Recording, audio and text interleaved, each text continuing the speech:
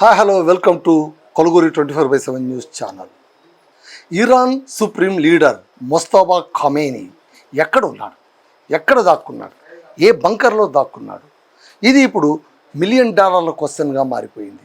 అమెరికన్లు కుతకుత ఉడికిపోతున్నారు. వేగుల ద్వారా సమాచారాన్ని అందుకోవడానికి ప్రయత్నిస్తున్నారు. వాళ్ళ వేగులు ఏవి కూడా పనిచేయనటువంటి పరిస్థితిలోన, అంటే అత్యంత రహస్య ప్రాంతంలోన ఆయన అండర్ గ్రౌండ్లో వెళ్ళిపోయాడని సమాచారం అందుతోంది. ఈ అమెరికా ఇంటెలిజెన్స్ వర్గాలు కూడా అదే చెప్తున్నాయి.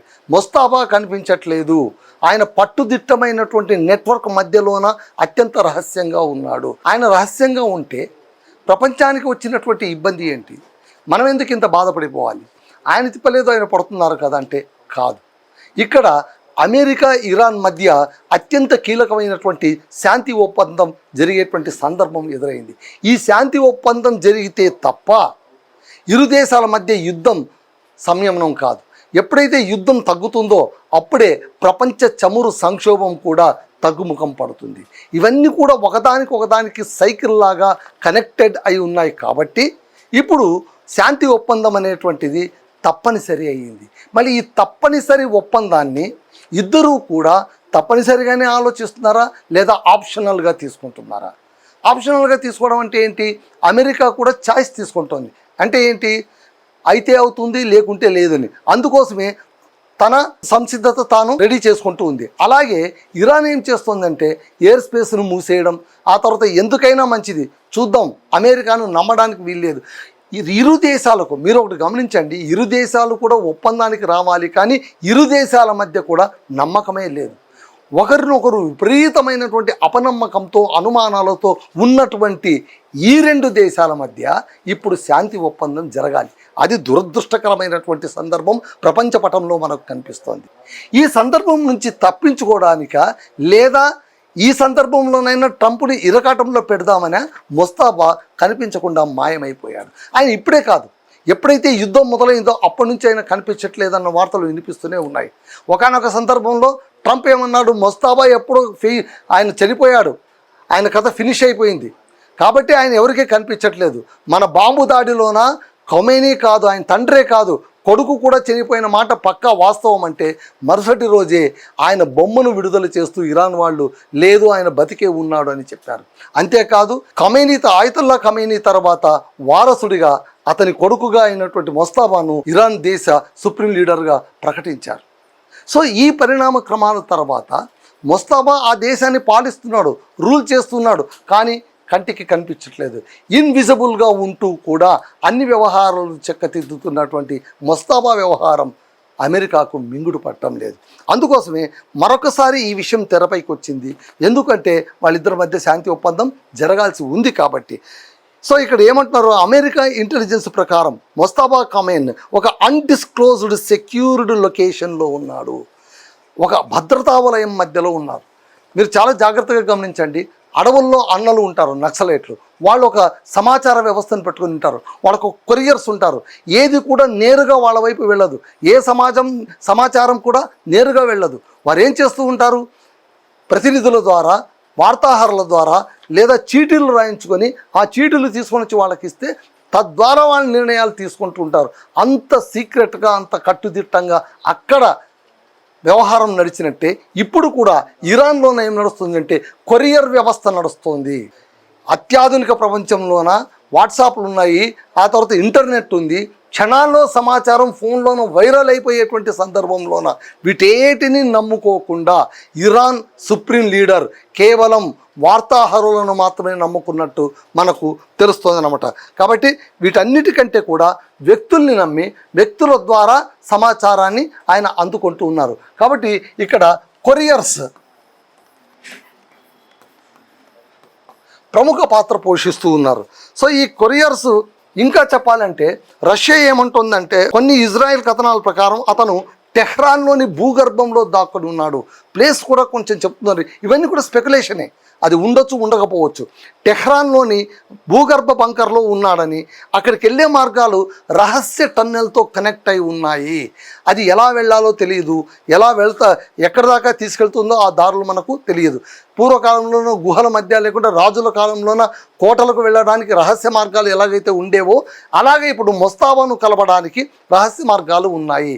అదీ కాకుండా ఆయన దగ్గర ఎవరినైనా తీసుకెళ్లాలంటే కళ్ళకు గంతలు కట్టి మరీ తీసుకెళ్తున్నారు, వాళ్ళ అధికారులైనా ఇంకొకరైనా ఎవరైనా సరే అనేటువంటి మరో కథనం కూడా మనకు వినిపిస్తుంది. అంటే ఇదంతా సినిమాటిక్గా కనిపిస్తుంది. మీరు చూడండి, పూర్వం మనం రాజుల కాలంలో కావచ్చు లేదా గూఢాచారుల సినిమాలో కావచ్చు, అక్కడ ఎవరైనా లోపలికి డెన్ లోపలికి తీసుకెళ్లాలంటే వాళ్ళ కళ్ళకు గంతులు కట్టి ఎట్లాగైతే తీసుకెళ్లేవారో అని మనకు చూపించేవారో, అలాగే ఇప్పుడు ఇరాన్లో కూడా ఇలాంటి పరిస్థితి మనకు తలెత్తింది. సో ఉన్నతాధికారుల కళ్ళకు కూడా వాళ్ళు గంతలు కడుతూ ఉన్నారు. సో అతను ప్రజల ముందుకు రావడానికి వీల్లేని పరిస్థితిలో ఉన్నాడు. ఎందుకంటే ఏ క్షణంలోన ఏ దాడులైనా జరగచ్చు. మీరు చాలా జాగ్రత్తగా గమనించండి, డొనాల్డ్ ట్రంప్ పైన 3 సార్లు హత్యాయత్నం జరిగింది. 3 సార్లు వరుసగా జరుగుతున్నాయి. నిన్నటికి కూడా ఆయన వైట్ హౌస్ ముందు 20 రౌండ్ల కాల్పులు జరిగాయి. ఆ తర్వాత ఆయన వైట్ హౌస్లోనే ఒక అత్యున్నతమైనటువంటి కార్యక్రమం ఏర్పాటు చేసింటే ప్రెస్ వాళ్ళ కోసం, అక్కడ కూడా దాడి జరిగింది. సో ప్రతి సందర్భంలో కూడా ఆయన దాడులు ఎదుర్కొంటూ ఉన్నాడు. బహుశా ట్రంప్ ఇలా శాంతి ఒప్పందానికి రావడానికి కారణం ప్రపంచ సంక్షోభం వల్ల, చమురు సంక్షోభం వల్ల దేశాలు ఒత్తిడి చేయడం ఒక కారణమైతే, ఆయన శాంతి భద్రతల దృష్ట్యా ఇరాన్ ఏమైనా ప్రయత్నిస్తోందా, ఇరాన్ కానీ దెబ్బతిన్న వాళ్ళు కానీ ఆయన తుదుముట్టించడానికి ఏమైనా విశ్వ ప్రయత్నం చేస్తున్నారా అనేటువంటి అనుమానాలు కూడా మనకు తలెత్తుతున్నాయి. అందుకోసమే కూడా ఈ ఉద్రిక్తతలు తగ్గిస్తే తప్ప తన ప్రాణానికి భద్రత ఉండదని ఆయన ఏమైనా భావించాడా? చివరికి తన సొంత కొడుకు పెళ్లికి కూడా వెళ్ళలేనటువంటి దుస్థితి ఆయింది. ఇంకా మీరు ఆలోచించుకోండి, సెక్యూరిటీ లెవెల్స్ ఏ రీతిగా ఉన్నాయి మనం ఆలోచించుకోవాలి. ఇక్కడ ముస్తాబా కూడా అంతే. మీరు చూడండి, ఇరు దేశాల అధ్యక్షులు చూడండి, ఒకవైపు ఏమో ముస్తాబా ఆయన అసలు వాళ్ళ నాన్న చనిపోయినప్పటి నుంచి ఎవరికీ కనిపించట్లేదు. ట్రంప్ అన్ని చోట్ల తిరుగుతున్నారు కానీ ఆయనకు ప్రాణం గండం ఉంది. ఎప్పుడు ఏ క్షణంలో ఎవరు ప్రాణాలు లేపేస్తారో తెలియని పరిస్థితి. సో ఇప్పుడు ఖమేనీ చుట్టూ ఒక హిడెన్ పవర్ నెట్వర్క్ ఉందని యూరోపియన్ మీడియా అంటోంది. హిడెన్ నెట్వర్క్ ఏదో ఉంది.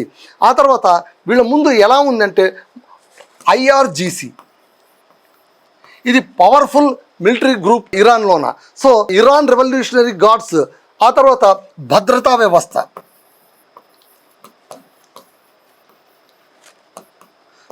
ఆ తర్వాత మతాధికారుల నెట్వర్క్.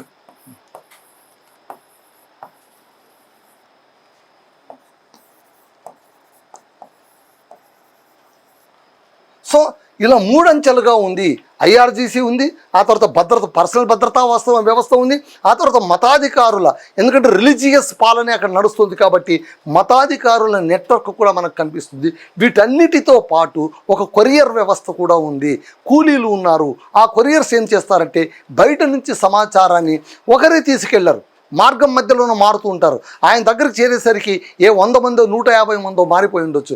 ఎవరికి కూడా ఎక్కడికి వెళ్తామో తెలియకుండా వెళ్ళి వాళ్ళు సమాచారాన్ని అందవేస్తూ ఉన్నారు. సో ఈ విధంగా మిస్టీరియస్గా మొస్తాబా తన స్థావరాన్ని ఏర్పరచుకొని ఆయన కార్యకలాపాలు కొనసాగిస్తున్నారు. కాబట్టి శాంతి ఒప్పంద చర్చల్లోన ఎక్కడ లేనటువంటి ఆలస్యం జరుగుతుంది. ఎందుకంటే అమెరికా ఏదైనా ఒక ప్రతిపాదన పెడితే లేదా వీళ్ళు ఏమైనా ఒక ప్రతిపాదన పెడితే అది మొట్టమొదట ఆయన దగ్గరికి వెళ్ళడానికి చాలా టైం పడుతుంది. పైగా ఆయన దాన్ని గమనించి రిప్లై ఇచ్చిన తర్వాత ఆ రిప్లై తీసుకురావడానికి కూడా అంతే సమయం పడుతుంది.